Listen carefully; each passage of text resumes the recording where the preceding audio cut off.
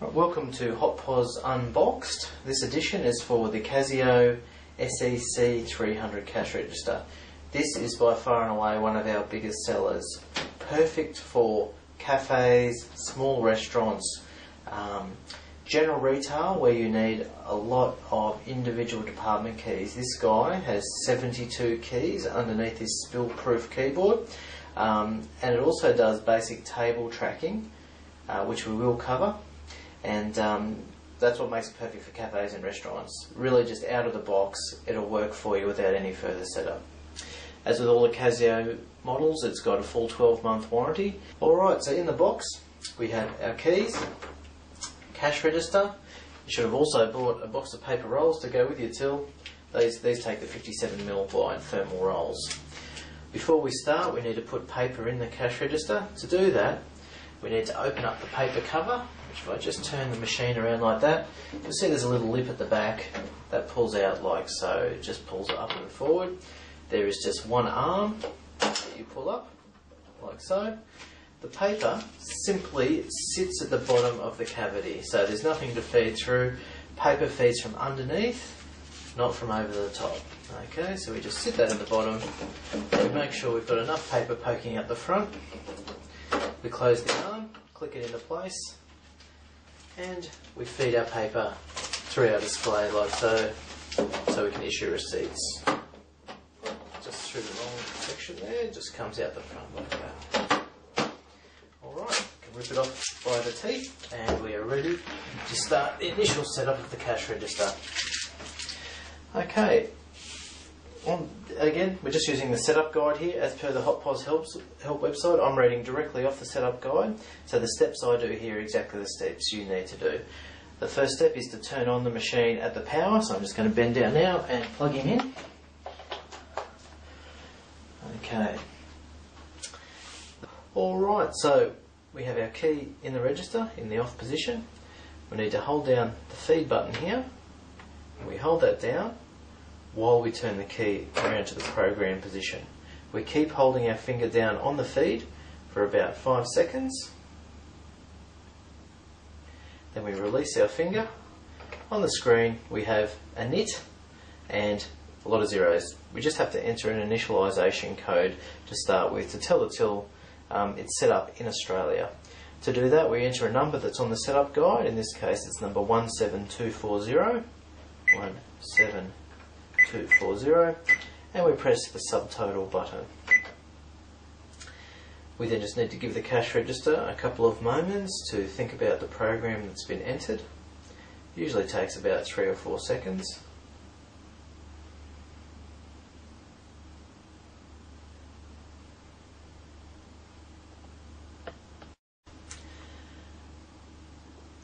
Okay, so we've just come back after about 20 seconds. I was a little bit impatient there. Important to wait for the 20 odd seconds. You will get a printout after it finishes to just confirm the initialisation. It will have the little number you entered in down the bottom. The register will move to program mode, PO1, and you'll see 0.00 on the display. Alright, so now we're going to tell the cash register that it's using Australian GST. To do that, we turn the key around to the X position on the key lock, like so. There will be a note up the top here to tell you you're in the X position. Just make sure it's firmly in. We then enter the code from the setup guide, which is clear, is 01012001. Press subtotal, and then press cash. Alright. We get a printout saying GST system was changed. Okay, next step is to tell the printer that it's a receipt printer rather than a journal printer, because we need the receipt to come out the front to issue to customers. So following the setup guide, we have our key around to the program position. We then press 1, then subtotal, just to make sure we're in program 1 mode. We then enter 0 for receipt printer option as per the guide, then press the check button, and then we press subtotal. Alright, that just got a little bit jammed in there from my last receipt. I'll just pull that out the front so we can see that it's changed the options in there. The next thing we're going to do is we're going to set the date and time. To do that, again, we make sure the key's in the program position. like so. And just going through the guide here now, we want to make sure we use a 24-hour format for the date. So we just enter the time. If we pretend it's 11:30, we're just going to enter hour, minute. So 11:30. Then we just press the X time key, like so. And we press clear. Now we're going to enter the date. Again, we keep our key in the program mode position. And then we enter in year, month, date. So if we say the year is 11, the month is 08, and the date is 10, like so. Then we just need to press the X/date time key again, and that gives us the correct date and time on our receipt. It also shows us on our customer display here. Now we're going to set up GST for our departments on the right hand side. Obviously they can be GST or non-GST for most businesses in Australia. Obviously most of our departments are GST. To do that, we make sure we have our key in the program position. We press 1 subtotal. We then go to our tax program button here, and we simply press it until the correct tax status appears in the top of our display. The first one is T/S1, which basically means tax status 1, which is our 10% GST. You can toggle through that. You press it 4 times and it comes to non-tax up here on the display. We use that for non-taxable items. In our example, in our shop, everything is GST, so we press tax program until it says tax status 1, which is our 10% GST. We then go through and we simply press each of our department buttons, like so.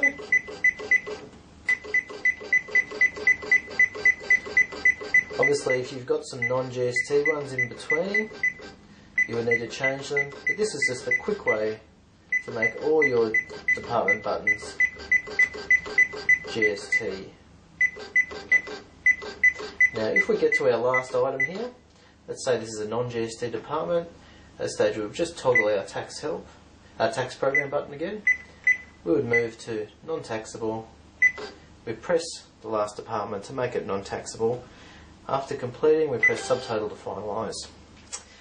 The next thing we can do on our Casio till is actually allocate some prices to our buttons here. Again, this is done with the key in the program position, like so. Now we enter again 1 subtotal, just following off the quick setup guide. We enter the price, not using the decimal point, so if we're going to make our pot of tea here $3, we enter 300. We then press the department key, like so, and then you can continue to do prices, so $6 for the next one, $3 for the next department, and so forth, to continue entering all the prices off your menu. Once finished, just press subtotal, and that will save the prices to your buttons. The next thing we're going to do is allocate a description to the buttons. So on our pre-done keypad here, we've got pot of tea down here on the bottom left. We're going to use that as our example here to program a description using the quick setup guide. Again, we make sure our key is in program mode. We then enter 2 subtotal, which is the description programming mode. We press the department key we want to program. In this case, we have our pot of tea, like so.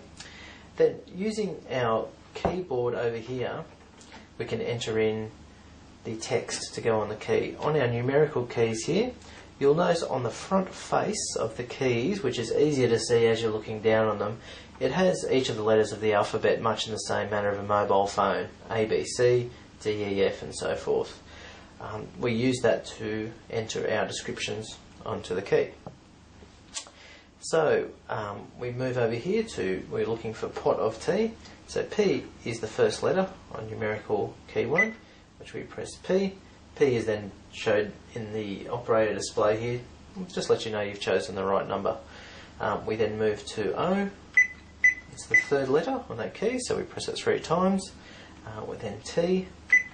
Now we want to use a space to get to OV. We've got a little cross arrow here on the 00 button. We simply press that twice and it moves us along to the next character. I can see here that I also need to press delete.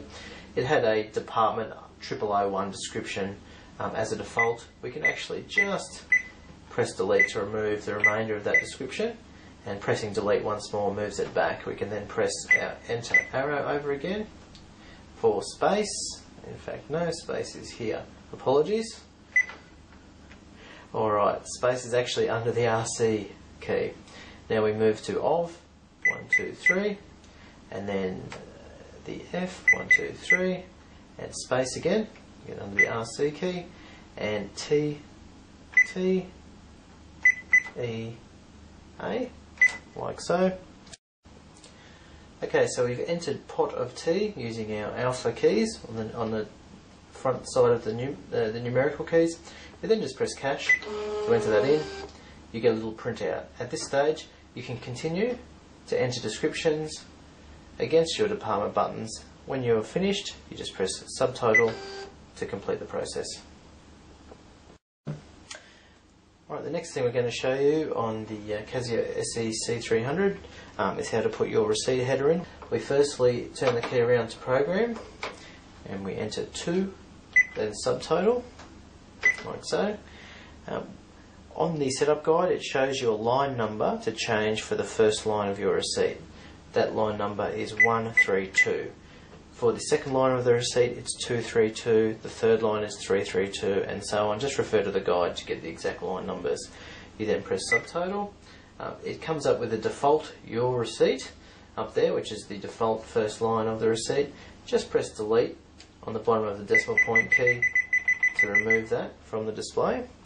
We're going to use shop ABC as our shop name. For your other lines, obviously you'd put in your address, phone number, the words tax invoice, and your ABN number also. But we're just going to put the first line, which is the name of our shop, shop ABC. We do that by using the alpha keys, which appear on the face of the numerical keys, and program it like a mobile phone. So for shop, S is the fourth letter on the number 1 button. Just press it 4 times. The letter will display up in the operator display there. H twice, O 3 times, P is there once. Then we need a space, which is under the RC button, and then A. A little trick here: if everything's on the same key, as in A, B, and C, we've got a little arrow here to move you forward to the next available space underneath a 00. B, C, and we just press cash to finish, and subtotal to finalise.